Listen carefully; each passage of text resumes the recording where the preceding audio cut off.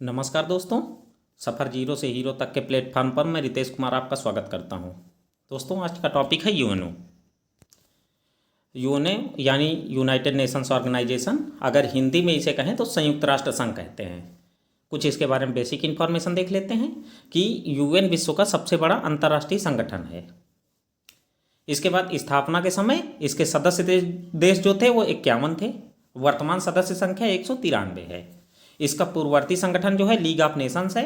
प्रथम विश्व युद्ध के बाद इसकी स्थापना हुई थी। इसके बाद कुछ एक नोट करने वाली चीज़ें हैं, जैसे कि 26 जून 1945 को सैन फ्रांसिस्को में 50 देशों के प्रतिनिधियों ने संयुक्त राष्ट्र चार्टर पर हस्ताक्षर किए।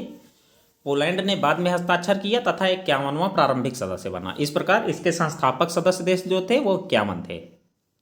संयुक्त राष्ट्र दिवस जो है वो 24 अक्टूबर को मनाया जाता है, क्योंकि इसी दिन संयुक्त राष्ट्र चार्टर को लागू किया गया था।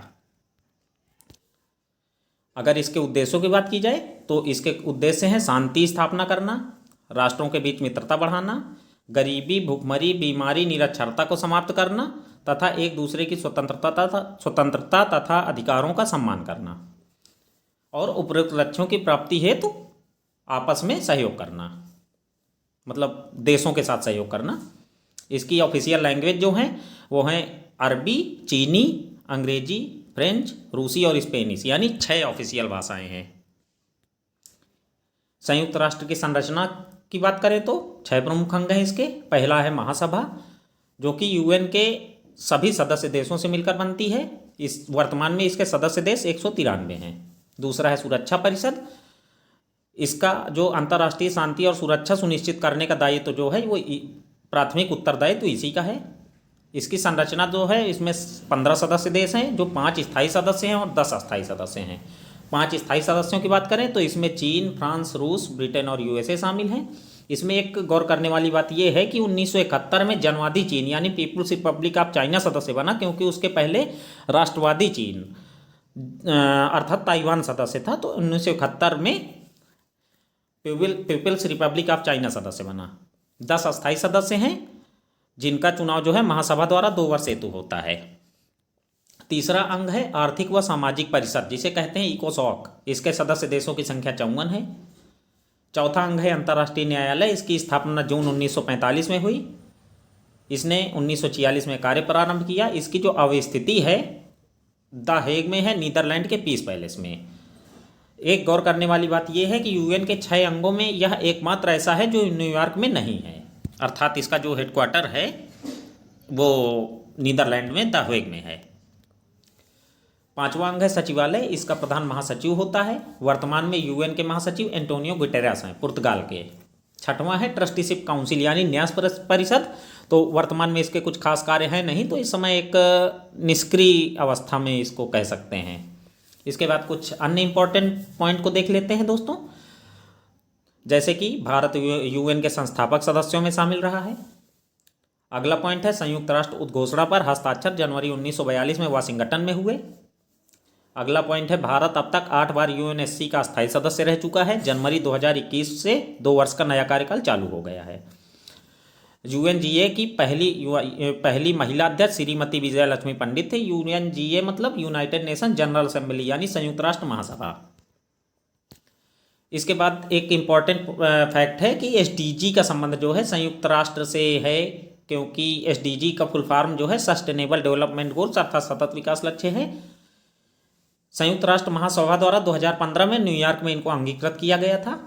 अब सहस्त्राब्दी विकास लक्ष्य यानी मिलेनियम डेवलपमेंट गोल्स अर्थात एमडीजी के स्थान ये जो है एसडीजी ले लिए हैं। 2030 तक इसके अंतर्गत 17 लक्ष्य प्राप्त किए जाने हैं। साथ ही 169 प्रयोजन तय किए गए हैं। कुछ मुख्य लक्ष्य जो हैं, जैसे एसडीजी 1 यानी गरीबी कम करना या गरीबी के सभी रूपों की समाप्ति करना। इसी तरह एसडीजी 2 जो है वो शून्य भूखमरी अर्थात भूखमरी का उन्मूलन करना। एसडीजी 4 जो है क्वालिटी एजुकेशन अच्छा अर्थात गुणवत्तापूर्ण शिक्षा। एसडीजी 5 अर्थात जेंडर इक्वलिटी यानी लिंग समानता, मतलब महिला और पुरुष के बीच किसी भी प्रकार की जेंडर डिस्पैरिटी जो है, भेदभाव है, उसका विरोध। और एसडीजी 6 जो है क्लीन वाटर एंड सैनिटाइजेशन। दोस्तों यहाँ पर होता क्या है कि कई बार इन एसडीजी जो हैं इनको टैली करने के लिए देता है कि जैसे एसडीजी 1 का संबंध किससे है, एसडीजी 2 का संबंध किससे है। तो इनको अगर आपको कहीं पर अगर इसकी पूरी अगर एक टेबल मिल जाए तो आप लोग SDG 17 जो हैं, सतत विकास लक्ष्य 17 जो हैं, 17 को देख लीजिएगा। और साथ ही मैं यहाँ पर एक क्वेश्चन आपसे पूछना चाहूँगा, थोड़ा सा इंटर रिलेट करने वाली बात है कि जैसे SDG 6 है, क्लीन वाटर एंड सैनिटाइजेशन, तो भारत सरकार ने कौन से इनिशिएटिव इस टारगेट को प्राप्त करने के लिए कौन से इनिशिएटिव भारत सरकार ने चालू किए हैं? अगर एक दो अगर आपकी जानकारी में हो तो कमेंट करके अवश्य बताएं। इसके बाद एक और पॉइंट है कि अंतर्राष्ट्रीय योग दिवस 2014 से UNGA द्वारा 21 जून को अंतर्राष्ट्रीय योग दिवस घोषित किया गया। 21 जून 2021 को जो लास्ट में योग दिवस मनाया गया उसकी थीम थी योगा फॉर वेलनेस।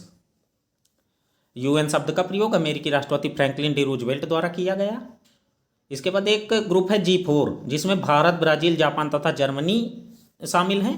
ये दरअसल UNSC की जो स्थायी सदस्यता है उसको बढ़ाने की मांग करने वाला संगठन है कि स्थायी सदस्यों की संख्या बढ़ाई जाए और इसके बाद जो इसका जो वीटो का राइट्स है वो किस टाइप से हो, कैसे प्रयोग किया जाए, जो नए सदस्य शामिल होंगे उनको वीटो के साथ शामिल किया जाए। मतलब कुल मिला के संरचना में सुधार की मांग उठाने वाला संगठन है ये। और जो ये चारों देश हैं तो ये UNSC की जो स्थायी सदस्यता है उसके दावेदार देश भी हैं। इसके बाद अगला पॉइंट है कि UN का 193वां सदस्य जो है वो दक्षिणी सूडान है, 2011 में शामिल हुआ। इसके बाद UN का विचार अटलांटिक चार्टर 1942 द्वारा प्रस्तुत किया गया।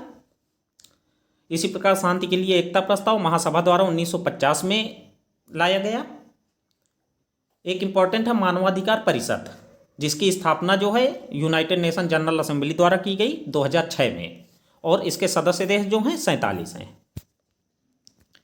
तो दोस्तों ये था आपका आज का टॉपिक। अगर ये टॉपिक आपको पसंद आया हो तो इसे लाइक करें, चैनल को सब्सक्राइब करें और ज़्यादा से ज़्यादा शेयर करने की कोशिश करें।